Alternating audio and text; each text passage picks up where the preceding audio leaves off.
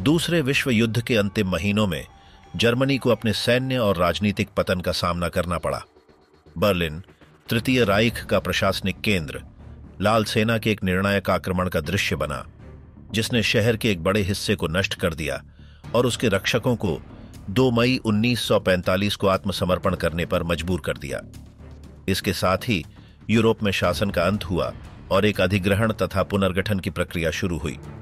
जब बर्लिन तबाह हो गया था, एक नई पीढ़ी एक ऐसे देश में बड़ी हो रही थी जो पुनर्निर्माण की आवश्यकता और हाल की घटनाओं के प्रभाव से चिह्नित था। तृतीय राइख में पद संभालने वालों के वंशजों ने अपना बचपन या तो चुप्पी में या टालने की प्रवृत्ति में या एक ऐसी विरासत से टकराव में बिताया जिसे अपनी पहचान से अलग करना कठिन था। कुछ ने अपने परिजनों की स्मृति को बनाए रखने का प्रयास किया, अन्य उनसे दूरी बनाना चाहते थे और कई ने अपने मूल की सामाजिक परिणतियों का सामना किया। आने वाले दशकों में जर्मनी ने सार्वजनिक नीतियां, स्मारक और शैक्षिक कार्यक्रम विकसित किए, जिनका उद्देश्य ऐतिहासिक स्मृति को समकालीन सामाजिक जीवन में एकीकृत करना था। जब हाल का अतीत एक ऐसा बोझ थोपता है जिसे नहीं चुना गया, तब एक जीवन की रचना कैसे होती है।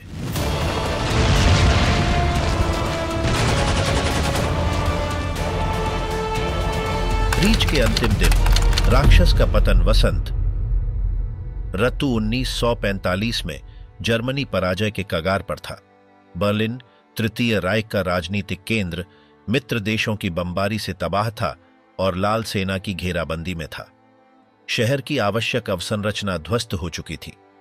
परिवहन प्रणालियां, पीने के पानी की आपूर्ति और विद्युत ऊर्जा का वितरण या तो रुक रुक कर हो रहा था या पूरी तरह से नष्ट हो गया था। 16 अप्रैल 1945 को बर्लिन पर अंतिम आक्रमण शुरू हुआ। 2 करोड़ से अधिक सोवियत सैनिकों ने इस हमले में भाग लिया, जो जर्मन रक्षकों से भिड़े, जिनमें नियमित इकाइयां, फोल्क्सस्टर्म के सदस्य, वृद्ध पुरुषों और किशोरों की गठित मिलिशियां और हिटलर यूथ के लड़ाके शामिल थे। शहरी प्रतिरोध को क्षेत्रों में संगठित किया गया था, लेकिन संख्या और संसाधनों में सोवियतों की श्रेष्ठता निर्णायक साबित हुई। युद्ध के दौरान शहर में दैनिक जीवन गंभीर खाद्य संकट, दवाओं की कमी और भीड़भाड़ वाले आश्रयों से चिह्नित था। कई अस्पताल बुनियादी आपूर्तियों के बिना कार्य कर रहे थे। नागरिक जनसंख्या, जो लड़ाई के बीच फंसी थी, ने भारी क्षति झेली। ऐसा अनुमान है कि शहर में झड़पों के दौरान हजारों नागरिक मारे गए। चांसलरी के भूमिगत बंकर से एडोल्फ हिटलर अपने सबसे करीबी सहयोगियों के साथ बना रहा। वह आदेश जारी करता रहा जिन्हें अब प्रभावी रूप से लागू नहीं किया जा सकता था। जर्मन सेनाओं की प्रतिरोध क्षमता तेजी से घट रही थी। 20 अप्रैल को हिटलर ने अपने जीवन का अंतिम जन्मदिन बंकर में मनाया। उस समय तक बर्लिन पूरी तरह से घिर चुका था और मुख्य संचार रेखाएं काट दी गई थीं।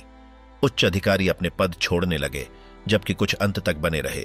25 अप्रैल को सोवियत सेनाओं ने घेरा पूरा कर लिया। रणनीतिक बिंदुओं जैसे राइक्सटैग, ब्रांडेनबर्ग गेट, अनहाल्टर बनहोफ स्टेशन और विमानन मंत्रालय में भीषण लड़ाइयां हुईं। अधिकांशतः हिटलर यूथ के युवकों से बनी इकाइयों ने कुछ क्षेत्रों में प्रतिरोध किया, हालांकि वे सोवियत प्रगति को रोक नहीं सके। अप्रैल के अंतिम दिनों में बंकर की स्थिति शासन के आसन्न पतन को दर्शा रही थी। एडोल्फ हिटलर और ईवा ब्राउन ने औपचारिक रूप से विवाह किया। कुछ समय बाद दोनों मृत पाए गए। जोसेफ गोएबेल्स और उनकी पत्नी माग्दा भी चांसलरी में अपने बच्चों के साथ मृत पाए गए। इन घटनाओं ने नेतृत्व संरचना के विघटन को तीव्र कर दिया। 2 मई 1945 को बर्लिन की रक्षा के कमांडर जनरल हेलमुथ वाइडलिंग ने शहर के आत्मसमर्पण का आदेश दिया। राइक्सटैग भवन पर सोवियत ध्वज फहराया गया, जिससे राजधानी में तृतीय राइख के पतन का प्रतीकात्मक संकेत मिला। आत्मसमर्पण के बाद बर्लिन सोवियत सैन्य नियंत्रण में आ गया। खंडहरों में बंटा हुआ शहर लूटपाट, जबरन विस्थापन और नई अधिग्रहण प्राधिकृतियों की स्थापना का स्थल बना। बर्लिन का अमेरिकी, ब्रिटिश, फ्रांसीसी और सोवियत नियंत्रण क्षेत्रों में विभाजन आने वाले महीनों में औपचारिक रूप से स्थापित किया गया। 7 मई को जर्मनी ने रेम्स में पश्चिमी सहयोगी शक्तियों की निगरानी में बिना शर्त आत्मसमर्पण पर हस्ताक्षर किए। 8 मई को यूरोप में विजय दिवस घोषित किया गया, जिससे महाद्वीप में युद्ध का अंत आधिकारिक रूप से मान्यता प्राप्त हुआ। शासन के पतन के बाद मित्र सेनाओं ने एकाग्रता शिविरों को मुक्त किया। प्रलेखित परिस्थितियां और बचे हुए लोगों की गवाही ने संघर्ष के दौरान किए गए अपराधों की भयावहता को उजागर किया। परिणाम स्वरूप मुख्य दोषियों पर मुकदमा चलाने के लिए नूरनबर्ग न्यायाधिकरण शुरू किए गए। तृतीय राइख की पराजय ने गहरी भौतिक और सामाजिक परिणतियां छोड़ी। जर्मनी की राजनीतिक प्रणाली, शहरों और दैनिक जीवन में गहरा परिवर्तन आया। नाजी नेताओं के बेटे, पोते और प्रत्यक्ष वंशज एक ऐसे देश में बड़े हुए जो पुनर्निर्माण और अपने हालिया इतिहास की पुनर्परीक्षा से चिह्नित था। गुडरुन हिमलर बिना किसी प्रतिदान के वफादारी। जब जर्मनी तृतीय राइख के पतन के बाद खुद को पुनर्निर्मित करने की कोशिश कर रहा था, तब नाजी नेताओं के पुत्र और पुत्रियां चुप्पी, इनकार या अस्वीकार के माहौल में बड़े हो रहे थे। कुछ ने अपनी जड़ों से दूरी बनाने का विकल्प चुना। हाइनरिक हिमलर की इकलौती बेटी गुडरुन हिमलर ने एक अलग रुख अपनाया और अपना जीवन अपने पिता की स्मृति की रक्षा के लिए समर्पित कर दिया। 1929 में जन्मी गुडरुन ने नाजी शासन के भीतर एक विशेषाधिकार प्राप्त वातावरण में अपना बचपन बिताया। वह अक्सर एडोल्फ हिटलर के साथ तस्वीरों में दिखाई देती थीं, जिन्हें वह चाचा कहती थीं, और वह अपने पिता के साथ आधिकारिक कार्यक्रमों में भाग लेती थीं। अपने बचपन के दौरान उन्होंने डाकहाउ जैसे शिविरों का दौरा किया, बिना यह समझे कि वहां वास्तव में क्या हो रहा था। उनके लिए ये स्थान कृषि प्रतिष्ठानों के रूप में प्रस्तुत किए गए थे। 1945 में जर्मनी की पराजय के बाद गुडरुन और उनकी मां को मित्र सेनाओं ने गिरफ्तार कर लिया। दोनों से हाइनरिक हिमलर की गतिविधियों के बारे में पूछताछ की गई, जिन्होंने मुकदमे का सामना करने से पहले हिरासत में आत्महत्या कर ली थी। उनके पिता की आत्महत्या ने गुडरुन की धारणा को नहीं बदला, जिन्होंने उनकी मासूमियत में विश्वास बनाए रखा और उन्हें विजेताओं का शिकार माना। जब अन्य उच्च पदस्थ अधिकारियों के वंशज अपना नाम बदलने या अपने अतीत से सार्वजनिक रूप से दूर होने का निर्णय ले रहे थे, गुडरुन हिमलर ने जर्मनी में अपनी पहचान छुपाए बिना रहना चुना। उन्होंने कोई पश्चाताप नहीं जताया और अपने परिवार की कार्रवाइयों के संबंध में कोई जिम्मेदारी नहीं स्वीकारी। कई दशकों तक गुडरुन ने एसएस के पूर्व सदस्यों के समर्थन में चुपचाप काम करने वाले संगठनों में भाग लिया, जैसे कि स्टिल्ले हिल्फे, मौन सहायता। ये नेटवर्क युद्ध के बाद मुकदमे का सामना कर रहे या प्रताड़ित किए जा रहे पूर्व नाजी सदस्यों को कानूनी और आर्थिक सहायता प्रदान करते थे। अपने निजी जीवन में गुडरुन ने एक आरक्षित रवैया बनाए रखा। उन्होंने कोई महत्वपूर्ण सार्वजनिक साक्षात्कार नहीं दिया और न ही कोई संस्मरण प्रकाशित किया। कुछ हलकों में उन्हें उस अतीत का प्रतिनिधि माना जाता था जिसे पूरी तरह त्यागा नहीं गया था। हर वर्ष गुडरुन वाफेन एसएस के पूर्व दिग्गजों की बैठकों में अतिथि के रूप में उपस्थित रहती थीं। इन आयोजनों में उनकी भागीदारी को वे लोग सराहते थे जो तृतीय राइख की विरासत के प्रति उनका दृष्टिकोण साझा करते थे। उनका उपनाम और रुख इन बैठकों में उनकी प्रासंगिकता को और मजबूत करते थे। यद्यपि उन्होंने किसी सार्वजनिक राजनीतिक गतिविधि में भाग नहीं लिया, गुडरुन उन परिवेशों में प्रभावशाली बनी रहीं जहां शासन के पक्ष में दृष्टिकोण बनाए रखे जाते थे। हाइनरिक हिमलर की छवि की सक्रिय रक्षा उनके जीवन भर जारी रही। निकलास फ्रैंक या राइनर होस जैसे अन्य वंशजों से अलग, जिन्होंने सार्वजनिक रूप से अपने परिवारों के इतिहास की आलोचना की, गुडरुन हिमलर ने अपने पिता की स्मृति का बचाव किया। उनके लिए हाइनरिक हिमलर एक ऐसा अधिकारी थे जिन्हें उनके दृष्टिकोण के अनुसार गलत समझा गया और अन्यायपूर्ण रूप से आंका गया। गुडरुन हिमलर का निधन 2018 में 88 वर्ष की आयु में हुआ। अपने जीवन के अंत तक उन्होंने कोई पछतावा व्यक्त नहीं किया और न ही अपने पिता की नाजी शासन में भूमिका के संबंध में कोई जिम्मेदारी स्वीकारी। उनका जीवन मार्ग उनके उपनाम और पारिवारिक इतिहास की रक्षा की एक निरंतर स्थिति को दर्शाता है, उन क्षेत्रों में जहां उनकी छवि को मान्यता मिलती रही। निकोलस फ्रैंक, वह वारिस जिसने चुप्पी तोड़ी एक ऐसे समय में जब नाजी नेताओं के कई वंशजों ने चुप्पी या इनकार का रास्ता चुना। निकलास फ्रैंक ने सार्वजनिक रूप से अपने परिवार की विरासत के विरुद्ध अपनी राय व्यक्त की। हांस फ्रैंक के पुत्र, जो नाजी शासन के दौरान पोलैंड पर कब्जे के समय गवर्नर जनरल थे, निकलास ने न तो अपने उपनाम की रक्षा की और न ही अपने पिता की स्मृति को नरम करने की कोशिश की। 1939 में जन्मे निकलास फ्रैंक ने अपने पहले वर्ष क्रैको में विशेषाधिकार प्राप्त वातावरण में बिताए, जबकि उनके पिता कब्जे वाले क्षेत्रों का प्रशासन संभाल रहे थे। उस समय के दौरान निकलास अपने पिता की सत्ता के अंतर्गत की जा रही कार्रवाइयों से अनभिज्ञ थे। युद्ध के बाद स्थिति बदल गई।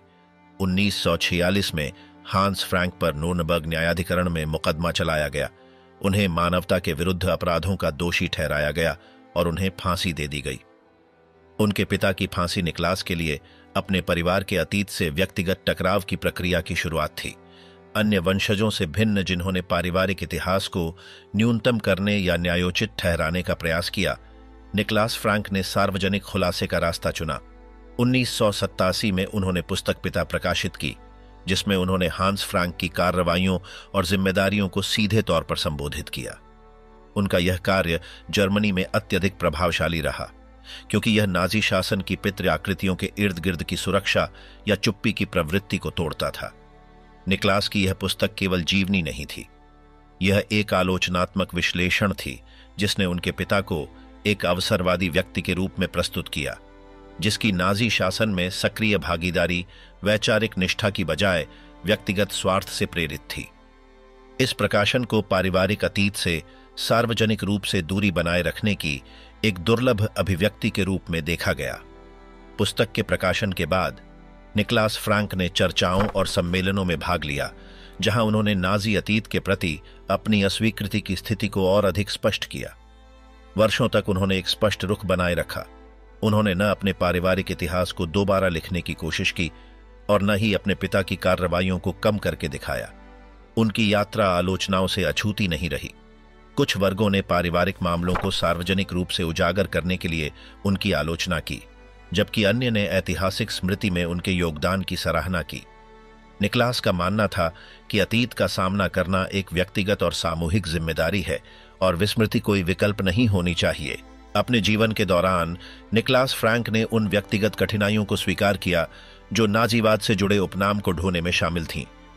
उन्होंने यह भी स्वीकार किया कि अपने पिता के साथ उनका रिश्ता उनकी मृत्यु के बाद भी दूरी और भावनात्मक मेल मिलाप की कमी से चिह्नित रहा। पिछली कुछ दशकों में निकलास जर्मनी में ही रहे। यद्यपि उन्होंने मीडिया में अपनी उपस्थिति को कम कर दिया, उन्होंने ऐतिहासिक स्मृति के प्रसार और नाजी अपराधों के लघुकरण की आलोचना के प्रति अपनी प्रतिबद्धता बनाए रखी। निकलास फ्रैंक की कहानी दर्शाती है कि तृतीय राइख के कुछ वंशजों ने अपने परिवारों की विरासत का सार्वजनिक और आलोचनात्मक रूप से सामना करने का विकल्प चुना। उनका जीवन इस बात का उदाहरण है कि कुछ उत्तराधिकारियों ने अतीत की कार्रवाइयों से दूरी स्थापित की और अपनी पीढ़ी के अन्य सदस्यों से भिन्न स्थिति अपनाने का सचेत निर्णय लिया। रॉल्फ मेंजेले, मृत्यु के दूत का नाम धारण करना। रोल्फ मेंगले का जन्म 1944 में हुआ, एक ऐसे संदर्भ में जो युद्ध से चिह्नित था और बिना यह जाने कि उनका उपनाम 20वीं सदी के सबसे याद किए जाने वाले अपराधों में से एक से जुड़ जाएगा। उनके पिता जोसेफ मेंगले, जिसे ऑशविट्स का मृत्यु का देवदूत कहा जाता था, कैदियों पर चिकित्सकीय प्रयोगों के लिए जिम्मेदार थे और गैस चैम्बरों के लिए चयन प्रक्रियाओं में भाग लेते थे। 1945 में जर्मनी की हार के बाद जोसेफ मेंगले भागने में सफल रहा। सहानुभूति रखने वाले नेटवर्क की मदद से वह पहले ऑस्ट्रिया और फिर दक्षिण अमेरिका भाग गया, जहां उसने नकली पहचानों के तहत जीवन बिताया। इस बीच उसकी पत्नी और उसका बेटा जर्मनी में ही रहे और उसके साथ कोई करीबी संपर्क नहीं था। अपने बचपन के दौरान रोल्फ मेंगले ने एक विभाजित और अधिकृत जर्मनी में जीवन बिताया, एक ऐसे परिवार में जहां उसके पिता के ठिकाने और कार्रवाइयों के बारे में खुलकर बात नहीं की जाती थी। जो छवि उन्हें दी गई थी वह एक ऐसे व्यक्ति की थी जिसे उसके शत्रुओं द्वारा अन्यायपूर्वक सताया जा रहा था। अपनी किशोरावस्था के दौरान रोल्फ ने टुकड़ों में जानकारी इकट्ठा करनी शुरू की, जिससे उसे अपने पिता के बारे में समझ बदलने लगी। बातचीतों, दस्तावेजों और अफवाहों के जरिए वह धीरे धीरे समझने लगा कि जोसेफ मेंगले को अंतर्राष्ट्रीय स्तर पर सबसे वांछित अपराधियों में से एक माना जाता है। वयस्क होने पर और एक वकील बनकर रोल्फ ने इस स्थिति से निपटने के लिए चुप्पी का रास्ता अपनाया। उसने अपने पिता के बारे में कोई सार्वजनिक बयान नहीं दिया और मीडिया से दूर रहा। उसने जोसेफ मेंगले का बचाव नहीं किया, लेकिन उसके खिलाफ कोई सार्वजनिक निंदा भी नहीं की। 1977 में अपने पिता की अंतर्राष्ट्रीय खोज के तेज होने की अवधि के दौरान रोल्फ दक्षिण अमेरिका गया ताकि उससे मिल सके। यह मुलाकात संक्षिप्त रही। बाद में सामने आई जानकारी के अनुसार रोल्फ ने अपने पिता से उस पर लगे आरोपों के बारे में सवाल पूछे। जोसेफ मेंगले ने अपनी कार्रवाइयों को अपनी सैन्य जिम्मेदारियों का हिस्सा बताया और किसी प्रकार का पछतावा व्यक्त नहीं किया। उस मुलाकात के बाद रोल्फ ने फिर कभी अपने पिता से मुलाकात नहीं की। बाद में उसने जोसेफ मेंगले के अपराधों को स्वीकार करने की स्थिति अपनाई, बिना किसी औचित्य की तलाश किए, लेकिन मीडिया की नजरों से बचते हुए। उसने अपनी पारिवारिक जिंदगी को ध्यानाकर्षण से दूर रखने की कोशिश की। 1979 में ब्राजील में डूबने से जोसेफ मेंगले की मृत्यु तुरंत प्रमाणित नहीं हुई। वर्षों तक उसकी मृत्यु अटकलों का विषय बनी रही। केवल 1985 में डीएनए विश्लेषण के जरिए उसकी पहचान की पुष्टि की गई। रोल्फ मेंगले ने वकील के रूप में अपना पेशेवर जीवन जारी रखने का निर्णय लिया, एक निम्न प्रोफाइल बनाए रखते हुए। उसने उन पुस्तकों, वृत्तचित्रों या साक्षात्कारों में सहयोग देने के प्रस्तावों को ठुकरा दिया जो उसके पारिवारिक संबंधों पर केंद्रित थे। निर्णय था कि वह जोसेफ मेंगले के साथ अपने संबंध से न तो लाभ कमाएगा और न ही कोई लाभ उठाएगा। जिन कुछ सार्वजनिक बयानों में उसने भाग लिया, उनमें रोल्फ ने अपना रुख स्पष्ट किया। वह अपने पिता की कार्रवाइयों की निंदा करता था, लेकिन उनके लिए व्यक्तिगत जिम्मेदारी नहीं लेता था। उसने उन कथाओं से दूरी बनाए रखी जो होलोकॉस्ट को कम करके दिखाती थीं, और साथ ही उन आंदोलनों से भी जो ऐतिहासिक स्मृति का राजनीतिक उद्देश्यों के लिए उपयोग करते थे। रोल्फ मेंगले की कहानी उनके पारिवारिक विरासत से जानबूझकर दूरी बनाए रखने की यात्रा को दर्शाती है। अन्य वंशजों के विपरीत, जिन्होंने या तो पुनर्वास का प्रयास किया या सक्रिय सार्वजनिक निंदा को चुना, उनका मार्ग दूरी बनाए रखने, तथ्यों को स्वीकारने और प्रदर्शन से बचने का था। वर्तमान में मेंगले उपनाम ऐतिहासिक स्मृति में व्यापक रूप से याद किया जाने वाला एक प्रतीक बना हुआ है। रोल्फ का जीवन उन प्रयासों को दर्शाता है जो उन्होंने एक ऐसी व्यक्तिगत पहचान बनाने के लिए किए जो उन कार्यों से अलग हो जिनके कारण उनका उपनाम प्रसिद्ध हुआ। एडा गोरिंग, इनकार और विरासत प्रबंधन के बीच जीवन। एडा गोरिंग का जन्म 1938 में हुआ था। वह हरमन गोरिंग की इकलौती बेटी थीं, जो कि राइख के मार्शल और नाजी शासन की प्रमुख हस्तियों में से एक थे। जन्म से ही वह जर्मनी में सत्ता के उच्च वर्गों से जुड़ी हुई थीं। उनके बपतिस्मा में एडोल्फ हिटलर उपस्थित थे, जो उनके गॉडफादर बने। अपने बचपन के दौरान एड्डा उन संपत्तियों में रहीं जो शासन के दौरान अधिग्रहित की गई थीं, और वे यूरोपीय संग्रहों से जब्त की गई कला से घिरी हुई थीं। उनका निकटवर्ती वातावरण नाजी पार्टी की प्रमुख हस्तियों से बना था और उनकी शिक्षा युद्ध संबंधी घटनाओं से दूर एक माहौल में हुई। 1945 में जर्मनी की पराजय ने उनकी स्थिति बदल दी। हरमन गोरिंग को मित्र देशों की सेनाओं द्वारा पकड़ लिया गया। न्यूरेमबर्ग ट्रायल्स में मुकदमा चला और उन्हें मृत्युदंड दिया गया। फांसी से पहले उन्होंने साइनाइड की कैप्सूल का उपयोग कर आत्महत्या कर ली। 7 वर्ष की आयु में एड्डा अपनी मां की अभिरक्षा में एक तबाह देश में रह गईं। वयस्क जीवन में एड्डा गोरिंग ने अपने पिता की स्मृति से सार्वजनिक रूप से दूरी नहीं बनाई। उन्होंने म्यूनिख विश्वविद्यालय में कानून की पढ़ाई की, हालांकि पेशेवर स्तर पर वे प्रसिद्ध नहीं हुई। उन्होंने कुछ समय के लिए म्यूनिख के विश्वविद्यालय अस्पताल में अभिलेखागार कर्मी के रूप में काम किया, एक मृदु और निजी पेशेवर गतिविधि निभाते हुए। युद्धोत्तर वर्षों के दौरान एड्डा ने उन कलाकृतियों और व्यक्तिगत वस्तुओं के लिए कानूनी कार्रवाई की जिन्हें वह अपनी पारिवारिक विरासत का हिस्सा मानती थीं। इन वस्तुओं में से कई उनके पिता द्वारा नाजी शासन के दौरान जब्ती या अधिग्रहण के माध्यम से प्राप्त की गई थीं। कलाकृतियों के अलावा उन्होंने गहनों और अन्य संपत्तियों को भी पुनः प्राप्त करने का प्रयास किया। अपने जीवन के दौरान एड्डा ने अपने जन्म के नाम को बिना किसी परिवर्तन के बनाए रखा। उन्होंने न तो विवाह किया और न ही संतानें थीं।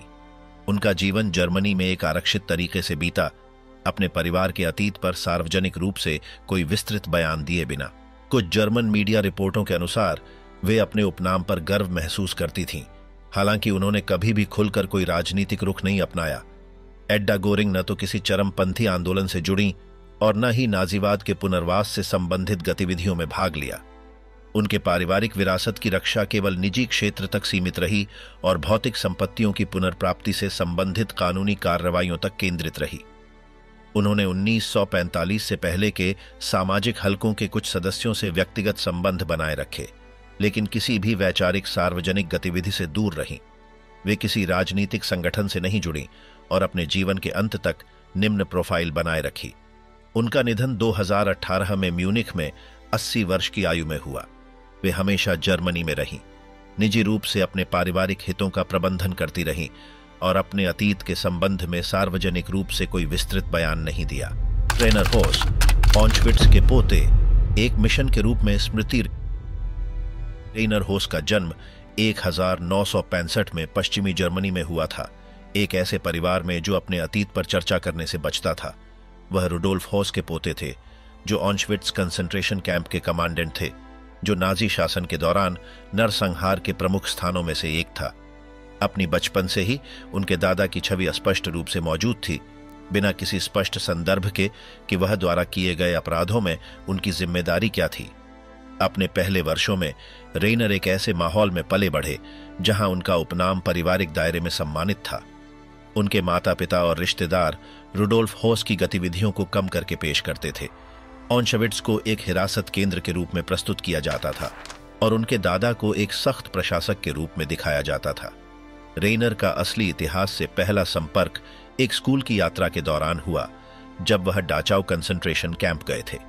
वहां एक सूचना पट्टिका पर अपना उपनाम देखकर उन्हें यह समझ में आया कि उनका परिवार ऐतिहासिक गंभीर घटनाओं से जुड़ा हुआ था। इस खुलासे ने उनके पारिवारिक अतीत के प्रति दृष्टिकोण को बदल दिया। खुलासे के बाद उन्होंने अपने परिवार से अपने दादा के अपराधों पर बातचीत करने की कोशिश की, लेकिन उन्हें अस्वीकार कर दिया गया। उनके पिता रुडोल्फ होस का बचाव करते थे और युद्ध के परिणामों को विजेताओं पर आरोपित करते थे। रेनर धीरे धीरे अपने पारिवारिक वातावरण से अलग हो गए। किशोरावस्था में उन्होंने अपने परिवार से पूरी तरह से अलग होने का निर्णय लिया। वह एक बोर्डिंग स्कूल में दाखिल हुए, जहां उन्हें अपने उपनाम की वजह से अस्वीकृति और हमलों का सामना करना पड़ा। सबसे महत्वपूर्ण घटनाओं में से एक कंसंट्रेशन कैंप के एक उत्तरजीवी द्वारा शारीरिक हमला था, जिसने उनके द्वारा वहन किए जा रहे ऐतिहासिक बोझ की गहरी समझ को प्रभावित किया। तब से रेनर ने अपने दादा के अतीत की छानबीन करना शुरू किया। उन्होंने आर्काइव्स, पुस्तकालयों और संग्रहालयों का दौरा किया ताकि ऑन्शविट्स और रुडोल्फ होस की भूमिका के ऐतिहासिक विवरण जान सकें। उनकी रुचि का केंद्र सटीक रूप से घटनाओं का दस्तावेजीकरण करना था। अपनी वयस्कता में रेनर होस ने अपनी कहानी को सार्वजनिक करने का निर्णय लिया। उन्होंने ऐतिहासिक यादों को संरक्षित करने वाली संस्थाओं के साथ सहयोग किया और शोक समारोहों में भाग लिया। उन्होंने नई पीढ़ियों को ऐतिहासिक ज्ञान कदम करने पर केंद्रित वार्ता और शैक्षिक मुलाकातों में अपनी व्यक्तिगत अनुभव साझा की। उन्होंने ऑन्शविट्स कंसंट्रेशन कैंप के क्षेत्र की कई यात्राएं की, जहां उनके दादा ने प्रशासनिक कार्य किए थे। इन यात्राओं में से एक में उन्होंने इजरायली छात्रों से मुलाकात की और यादगार गतिविधियों में अपनी भागीदारी को मजबूत किया। इसके बाद उन्होंने अपने दृष्टिकोण के प्रतीक के रूप में डेविड के तारे वाला एक हार पहनना शुरू किया। सार्वजनिक कार्य के बावजूद उन्हें अपने परिवार और अपने परिवेश से बाहर के लोगों द्वारा आलोचनाओं का सामना करना पड़ा। कुछ परिवार के सदस्य उन्हें उनके पारिवारिक इतिहास से दूर जाने का आरोप लगाते थे, जबकि कुछ बाहरी पर्यवेक्षकों ने नाजी नेताओं के वंशजों की याददाश्त के स्थानों में भागीदारी पर सवाल उठाया। रेनर ने कहा कि उनका उद्देश्य घटनाओं की समझ में योगदान देना था, बिना किसी तरह के औचित्य की तलाश किए। 2009 में उन्होंने रुडोल्फ होस के व्यक्तिगत सामानों को याददाश्त के संग्रहालयों को पेश किया। कुछ वस्तुएं अंततः म्यूनिख में एक ऐतिहासिक संस्थान को दान की गईं। इस निर्णय को कुछ हिस्सों द्वारा पारिवारिक इतिहास को स्वीकार करने के कृत्य के रूप में देखा गया। वर्तमान में रेनर होस जर्मनी में रहते हैं और नाजी शासन के इतिहास से जुड़ी शैक्षिक गतिविधियों में अपनी भागीदारी बनाए रखते हैं। उनका परिवेश मानवाधिकारों और ऐतिहासिक यादों की संरक्षा से संबंधित संगठनों से जुड़ा हुआ है। वह अपनी अधिकांश परिवार से संपर्क नहीं रखते। जेनिफर टीज, पारिवारिक इतिहास का सामना। जेनिफर टीज का जन्म 1970 में म्यूनिख, जर्मनी में हुआ था। वह एक जर्मन महिला जिनकी मिश्रित वंशावली थी और एक नाइजीरियाई पिता की बेटी थी। उन्हें जन्म के कुछ ही महीनों बाद गोद ले लिया गया था। उन्होंने एक जर्मन गोद ली हुई परिवार में पाला, जहां उन्हें उनके जैविक उत्पत्ति के बारे में विस्तृत जानकारी नहीं थी। अपने युवा काल में उन्होंने एक पारंपरिक जीवन जिया। उन्होंने हैम्बर्ग विश्वविद्यालय में राजनीति विज्ञान की पढ़ाई की और बाद में 5 साल से अधिक समय तक इजराइल में रहे। वहां उन्होंने तेल अवीव विश्वविद्यालय में अध्ययन किया और विज्ञापन एजेंसियों में काम किया। इस दौरान उन्हें नाजी शासन से किसी प्रकार का पारिवारिक संबंध का कोई ज्ञान नहीं था। उनकी वंशावली का पता एक संयोग से चला। 38 साल की उम्र में जब वह हैम्बर्ग में एक पुस्तकालय में जा रही थीं, उन्हें एक किताब मिली जो अमोन गेट प्लाजोव कंसंट्रेशन कैंप के कमांडेंट के बारे में थी। उसकी पन्नों में उन्होंने अपनी जैविक मां की छवि पहचानी, जिससे पारिवारिक संबंध स्थापित हुआ। गेट कैंप में निष्पादन और दंडों के लिए सीधे जिम्मेदार थे और उनकी छवि शिंडलर्स लिस्ट फिल्म में चित्रित होने के बाद मशहूर हो गई थी। अमोन गेट से अपने रिश्ते का खुलासा होने पर जेनिफर में अपनी व्यक्तिगत समझ को पुनः व्यवस्थित करने की आवश्यकता उत्पन्न हुई। अपनी अफ्रीकी जर्मन पहचान और एक युद्ध अपराधी से जुड़ी इस कड़ी को समझना एक बड़ा चुनौती थी। इसके बाद वह स्वेच्छा से मानसिक सहायता प्राप्त करने के लिए अस्पताल में भर्ती हो गईं, जहां उन्होंने अपने पारिवारिक इतिहास को स्वीकार करने पर काम किया। जेनिफर ने अपने जैविक वंश का अध्ययन करना शुरू किया। उन्होंने अपने परिवार से संबंधित दस्तावेज, तस्वीरें और गवाही एकत्र की ताकि अपने अतीत के वास्तविक आयाम को समझ सकें। इस कार्य में आधिकारिक अभिलेखों की समीक्षा और उनके परिवार से अप्रत्यक्ष रूप से जुड़ी हुई लोगों से साक्षात्कार शामिल थे। 2014 में उन्होंने अमोन, मेरी दादी मुझे मार डालती नामक किताब प्रकाशित की, जिसमें उन्होंने अपनी खोज और पहचान के पुनर्निर्माण की प्रक्रिया को बताया। यह शीर्षक उनके वंश और सांस्कृतिक पहचान के बीच के विपरीत को दर्शाता है। इस कृति का कई भाषाओं में अनुवाद हुआ और इसे अंतर्राष्ट्रीय ध्यान मिला, जिससे वह ऐतिहासिक यादों और अंतरपीढ़ीगत संचरण पर होने वाली बहसों में एक महत्वपूर्ण आवाज बन गई। जेनिफर ने जर्मनी और अन्य देशों में सम्मेलन, शैक्षिक मुलाकातों और संवेदनशीलता परियोजनाओं में भाग लिया। उनका काम पहचान, नस्लवाद, ऐतिहासिक आघात और होलोकॉस्ट की याद को संरक्षित करने की आवश्यकता पर केंद्रित था। अपनी सार्वजनिक प्रस्तुतियों में उन्होंने भावनात्मक दृष्टिकोण से बचते हुए अपने भाषण को ऐतिहासिक तथ्यों और सामाजिक विश्लेषण पर केंद्रित किया। इजराइल में अपने समय के बाद जेनिफर को जर्मनी में पुनः समायोजित होने में कठिनाइयां आईं, जो सांस्कृतिक भिन्नताओं के कारण थीं। इस अनुभव ने आधुनिक समाजों में सामाजिक समावेशन और बहिष्कार के तंत्रों में उसकी रुचि को और मजबूत किया। अपने व्यक्तिगत जीवन में जेनिफर ने अपनी जैविक मां के साथ सीमित संबंध बनाए रखा, जिन्होंने अमोन गेट के योगदान के बारे में सार्वजनिक रूप से स्पष्ट रुख अपनाया था। दोनों के बीच पारिवारिक इतिहास पर कोई गहरा संवाद नहीं हुआ। अपनी सार्वजनिक प्रस्तुतियों में जेनिफर यह बताती हैं कि पारिवारिक अतीत को जानने से यह नहीं बदलता कि आप कौन हैं, लेकिन यह बदलता है कि आप इतिहास में अपनी जगह को कैसे समझते हैं। यह दृष्टिकोण उन्हें जर्मनी के आधिकारिक शैक्षिक कार्यक्रमों में सक्रिय रूप से भाग लेने के लिए प्रेरित किया, जो यहूदी विरोधी और नस्लवाद से लड़ने के लिए समर्पित हैं। वर्तमान में जेनिफर टीज जर्मनी में रहती है, जहां वह ऐतिहासिक यादों से संबंधित शैक्षिक गतिविधियों और परियोजनाओं में शामिल है। उनका दृष्टिकोण ऐतिहासिक तथ्यों के प्रसार को वर्तमान संघर्षपूर्ण अतीतों से जुड़े संदर्भों में पहचान बनाने पर विचारों के साथ जोड़ता है। उनका जीवन एक शोध, प्रचार और सार्वजनिक भागीदारी की यात्रा को दर्शाता है, जो होलोकॉस्ट पर प्रामाणिक जानकारी के प्रसारण और समकालीन सामाजिक प्रक्रियाओं के आलोचनात्मक विश्लेषण पर केंद्रित है। Colin Bettina quant, public reserve में एक व्यावसायिक विरासत। कॉलिन बेटिना क्वांट एक जर्मनी के सबसे प्रभावशाली औद्योगिक परिवारों में से एक क्वांट परिवार से हैं, जिनका व्यावसायिक विकास नाजी शासन से जुड़ा हुआ था। वह हाराल्ड क्वांट की बेटी हैं, जो माग्डा गोएबेल्स के एकमात्र जीवित पुत्र थे, जो जोसेफ गोएबेल्स की पत्नी थीं, जो तृतीय रैक का प्रचार मंत्री थे। उनका पारिवारिक इतिहास सीधे उस समय की शक्ति संरचनाओं से जुड़ा हुआ है। हाराल्ड क्वांट, जो माग्डा के पहले विवाह से थे, 1945 में बर्लिन के बंकर में नहीं थे, जब उनकी मां और सौतेले पिता ने आत्महत्या कर ली थी। इसके बाद उन्होंने अपने अन्य 6 बच्चों को मार डाला था। युद्ध समाप्त होने के बाद उन्हें ब्रिटिश बलों द्वारा पकड़ लिया गया और बाद में मुक्त कर दिया गया। समय के साथ उन्होंने अपने जैविक पिता गिंथर क्वांट द्वारा निर्मित औद्योगिक साम्राज्य का नियंत्रण फिर से संभाला, जो नाजी शासन के दौरान कंपनियों का अधिग्रहण करने और बलपूर्वक श्रमिकों का उपयोग करने के जरिए बढ़ा था। कोलिन बेटिना क्वांट और उनकी बहनों ने 1967 में हाराल्ड क्वांट की मृत्यु के बाद एक बड़ी संपत्ति विरासत में प्राप्त की। पारिवारिक संपत्ति में BMW, वर्ता और अल्टाना जैसी कंपनियों में हिस्सेदारी शामिल थी। इसके अलावा अन्य विविध निवेश भी थे। संपत्तियों के प्रबंधन को हाराल्ड क्वांट होल्डिंग GmbH के माध्यम से केंद्रीकृत किया गया था, जो बैड होमबर्ग में स्थित थी। कई दशकों तक परिवार के उत्तराधिकारियों ने अपनी संपत्ति की उत्पत्ति के बारे में चुप्पी बनाए रखी। तृतीय रैक के दौरान किए गए व्यापारिक कार्यों और मजबूर श्रमिकों के उपयोग को परिवार ने सार्वजनिक रूप से संबोधित नहीं किया।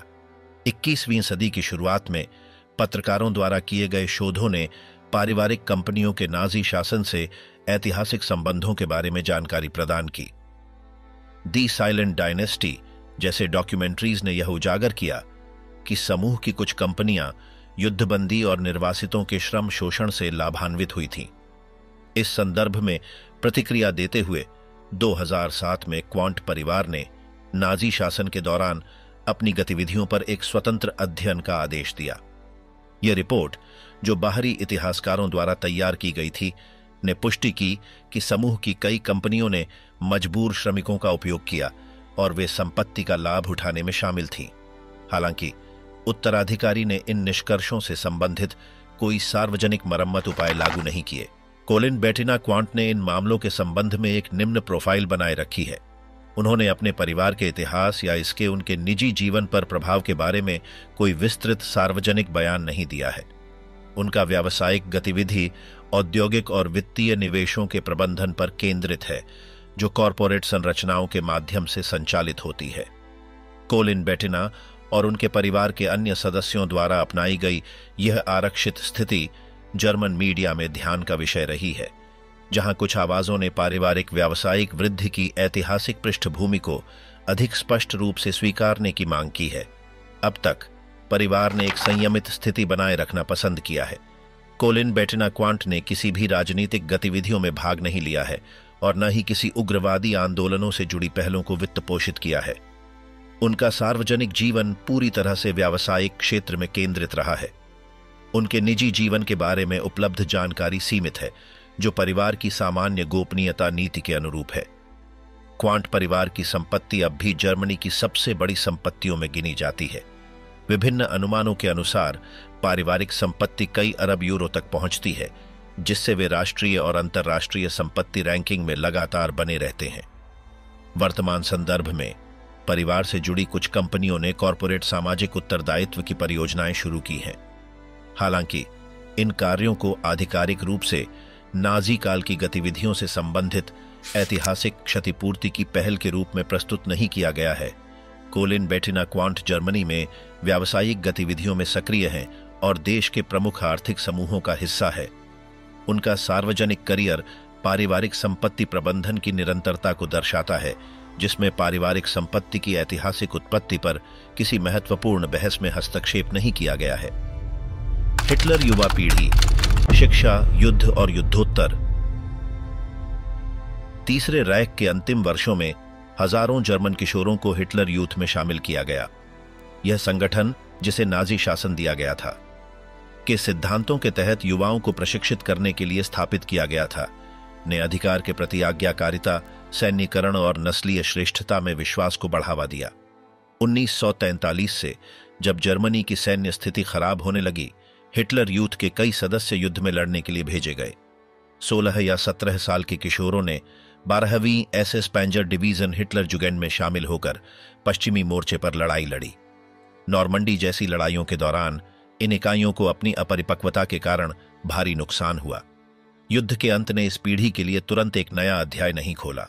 कई किशोरों को बंदी बना लिया गया और उन्हें मित्र देशों द्वारा आयोजित पुनः शिक्षा कार्यक्रमों में भेजा गया। बेबी लैगर जैसे केंद्रों में इन युवाओं को नाजी शासन द्वारा उन पर डाले गए विचारों को बदलने के लिए प्रशिक्षित किया गया। नाजीकरण को खत्म करने का यह कार्य बहुत जटिल था।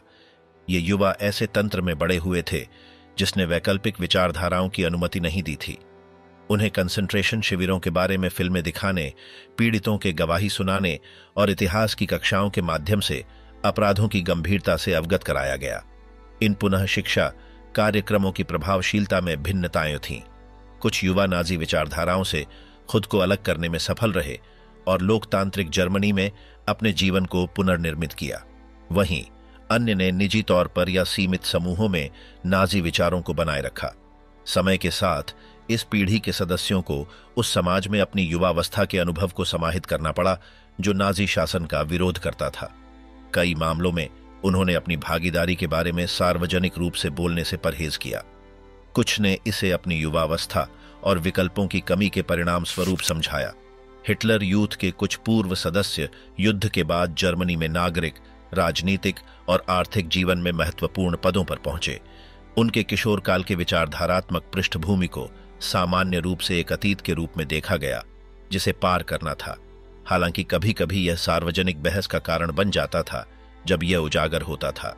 बाद में किए गए शोधों ने यह भी बताया कि इस पीढ़ी में मानसिक स्वास्थ्य समस्याओं की दर अधिक थी, जिनमें post traumatic stress disorder (PTSD) और स्थिर भावनात्मक संबंध बनाने में कठिनाइयां शामिल थीं।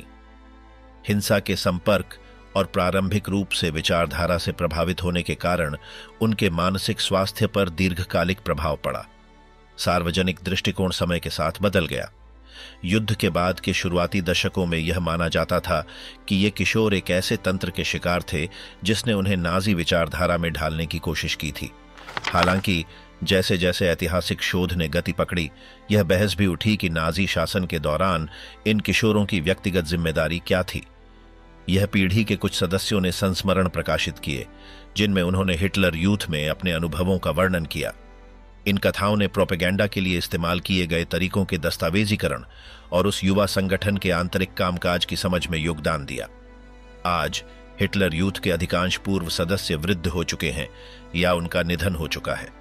जो लोग अभी जीवित हैं, वे कभी कभी अपनी किशोरावस्था की भागीदारी पर ध्यान की पुनः सक्रियता का अनुभव करते हैं, विशेष रूप से अनुसंधानों, वृत्तचित्रों और ऐतिहासिक रिपोर्टों के संदर्भ में। समकालीन जर्मनी में हिटलर यूथ का अध्ययन उन शैक्षिक कार्यक्रमों का हिस्सा है जो ऐतिहासिक स्मृति पर केंद्रित हैं। यह विषय राजनीतिक अधिनायकवादी व्यवस्थाओं में वैचारिक कट्टरता और विचारधारा आधारित नियंत्रण की प्रक्रियाओं के विश्लेषण में शामिल किया जाता है। इस पीढ़ी का इतिहास यह समझने के लिए तत्व प्रदान करता है कि कैसे राज्य संरचनाएं विशिष्ट वैचारिक सिद्धांतों के आधार पर युवाओं को आकार दे सकती हैं, जिनका प्रभाव उस ऐतिहासिक क्षण से परे जाता है जिसमें वे उत्पन्न हुए थे। वुल्फ हेस, वह बेटा जिसने अपने पिता को निर्दोष साबित करने की कोशिश की। वुल्फ रुडिगर हेस का जन्म 1927 में हुआ था।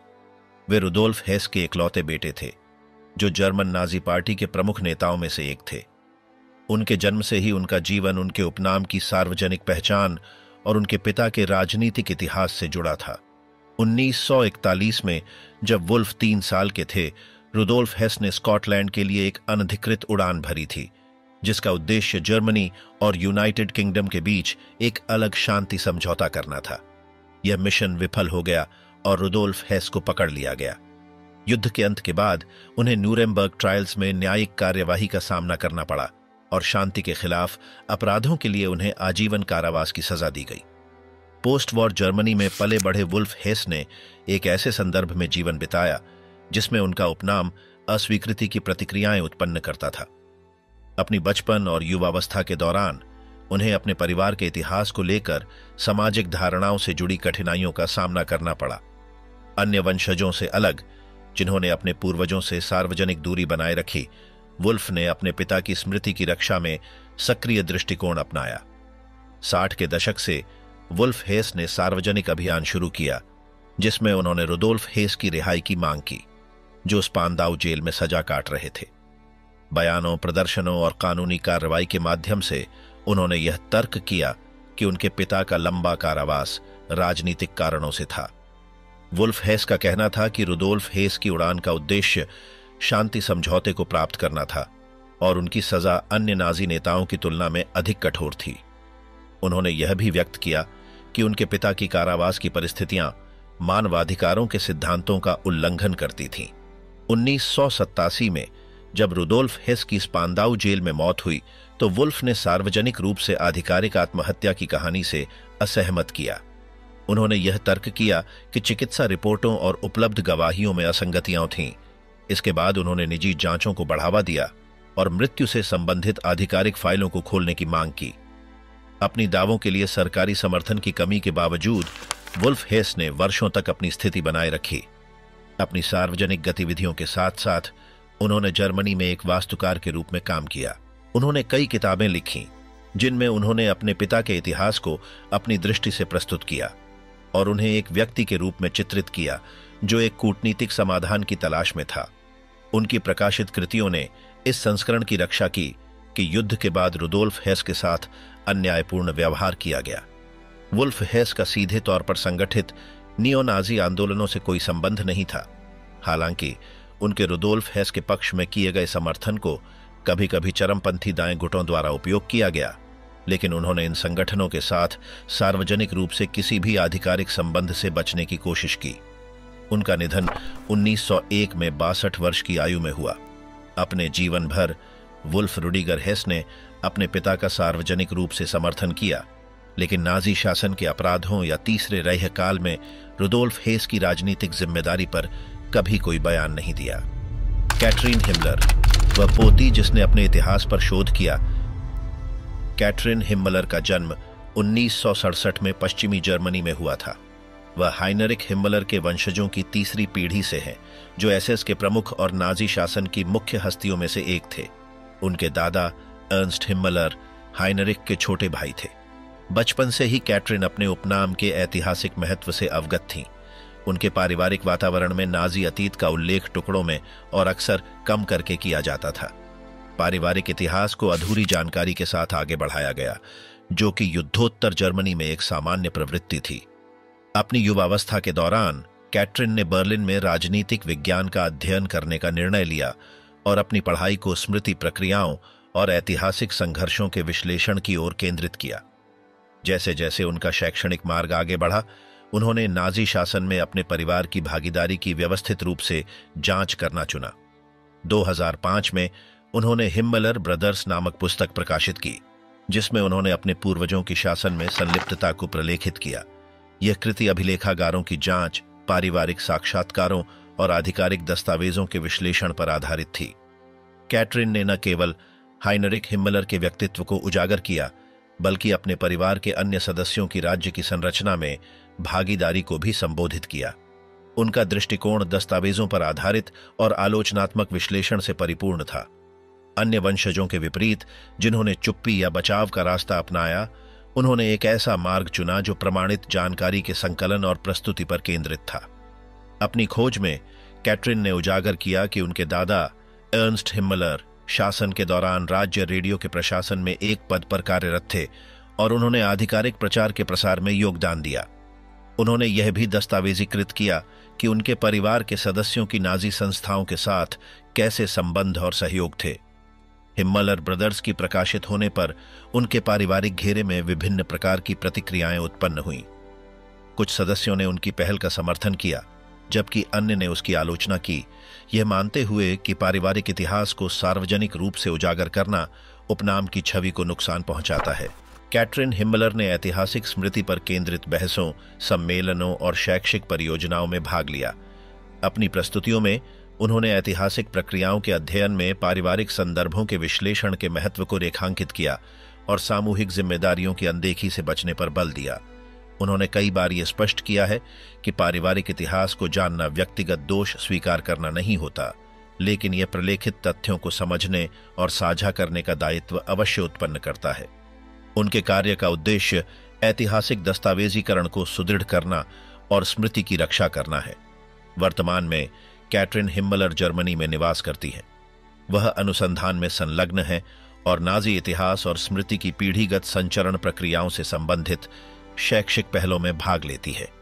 उनके कार्यों का उपयोग शैक्षणिक और विद्यालय स्तर पर उस ऐतिहासिक विश्लेषण के संदर्भ सामग्री के रूप में किया जाता है जो तृतीय राइख के दौरान पारिवारिक पृष्ठभूमियों को समझने में सहायक है।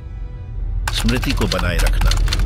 जर्मनी में ऐतिहासिक जिम्मेदारी 1945 में द्वितीय विश्व युद्ध के अंत के बाद से जर्मनी ने राष्ट्रीय समाजवादी शासन के तहत किए गए अपराधों की स्मृति को जीवित बनाए रखने की चुनौती का सामना किया है।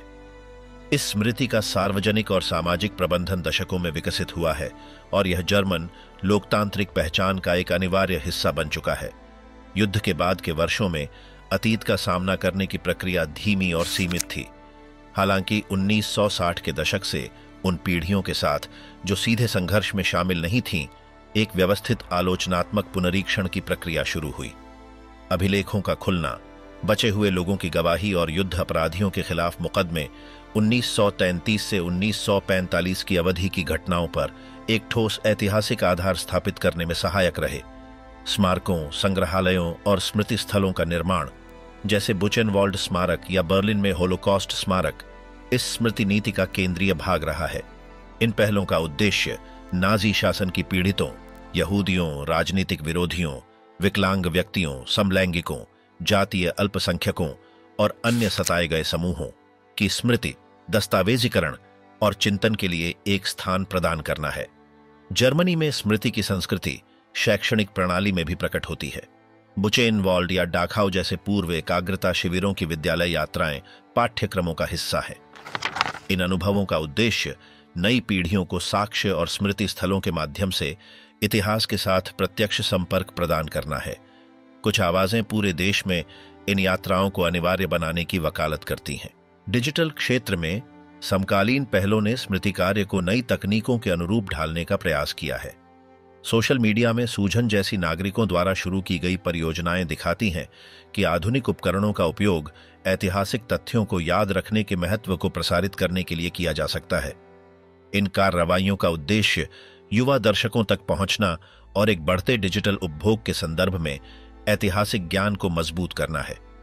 फिर भी स्मृति के प्रति यह प्रतिबद्धता नए खतरों का सामना करती है। जर्मनी के लिए विकल्प आईएफडी जैसे दक्षिणपंथी चरमपंथी राजनीतिक आंदोलनों के उदय ने नाजी अपराधों के संभावित कम महत्व देने या उन्हें नकारने को लेकर चिंताएं उत्पन्न की हैं। विभिन्न रिपोर्टें बताती हैं कि आबादी का एक महत्वपूर्ण हिस्सा, विशेष रूप से राष्ट्रवादी धाराओं के समर्थकों के बीच, ऐतिहासिक बहस पर एक अंतिम बिंदु रखने के पक्ष में है। स्मारकों के विरुद्ध तोड़फोड़, सार्वजनिक स्थलों पर निषिद्ध प्रतीकों की उपस्थिति और स्मृति स्थलों की खुली आलोचना जर्मन समाज में वर्तमान तनावों को दर्शाते हैं। इस स्थिति के सामने विभिन्न संगठन, शिक्षक और हॉलोकॉस्ट बचे हुए लोग जैसे ईवा उमलाउफ ऐतिहासिक चेतना को बनाए रखने और मजबूत करने की आवश्यकता पर जोर देते हैं। प्रत्यक्ष साक्ष्य अब भी अमूल्य हैं, लेकिन समय के साथ दुर्लभ होते जा रहे हैं।